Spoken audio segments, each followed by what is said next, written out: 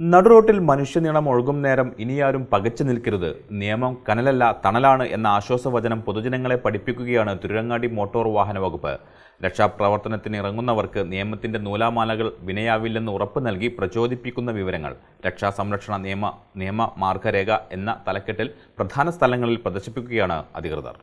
അപകടത്തിൽപ്പെടുന്നവർക്ക് രക്ഷാകരണങ്ങൾ നീട്ടാനൊരുങ്ങുന്നവർക്ക് നിയമത്തിന്റെ നൂലാമാലകൾ വിനയാവില്ലെന്ന് ഉറപ്പു നൽകി പ്രചോദിപ്പിക്കുന്ന വിവരങ്ങൾ രക്ഷക സംരക്ഷക നിയമമാർഗരേഖ എന്ന തലക്കെട്ടിൽ പ്രധാന സ്ഥലങ്ങളിൽ പ്രദർശിപ്പിക്കുകയാണ് അധികൃതർ. ദേശീയ സംസ്ഥാന പാതയിലെ പ്രധാന അപകട സാധ്യത കൂടിയ മേഖലകൾ കൂടാതെ തിരൂരങ്ങാടി താലൂക്ക് ആശുപത്രി, Chemmad mini civil station, Parappanangadi, Cherumangalam, Vallikkunnu, Athanikkal, Thalappara തുടങ്ങി എയർപോർട്ട് റോഡ്, കോട്ടയ്ക്കൽ തുടങ്ങിയിടങ്ങളിലും വിവിധ സ്കൂൾ കോളേജ് പരിസരങ്ങൾ തുടങ്ങി താലൂക്കിലെ വിവിധ ഭാഗങ്ങളിലും ഇത്തരത്തിൽ നിരവധി ബോർഡുകൾ സ്ഥാപിച്ചിട്ടുണ്ട്. അപകടത്തിൽപ്പെടുന്ന വ്യക്തികൾക്ക് എത്രയും പെട്ടെന്ന് ചികിത്സ ലഭ്യമാക്കുക, അവരുടെ ജീവൻ രക്ഷിക്കുക എന്നുള്ളതാണ് ഇതിന്റെ ഉദ്ദേശം. രക്ഷകർക്ക് ഏതെങ്കിലും തരത്തിലുള്ള സിവിൽ ക്രിമിനൽ ബാധ്യത ഉണ്ടായിരിക്കുന്നതല്ല എന്നും ആശുപത്രി അധികൃതരും പോലീസും രക്ഷകരോട് ആദരവോടും യാതൊരു വിവേചനവും കൂടാതെയും പെരുമാറേണ്ടതാണെന്നും തുടങ്ങി നിരവധി കാര്യങ്ങൾ ഇതിൽ വിവരിക്കുന്നുണ്ട്. Tirurangadi joint RTO MP Abdul Subair മുൻകൈയെടുത്താണ് വിവിധ സ്ഥാപനങ്ങളുടെയും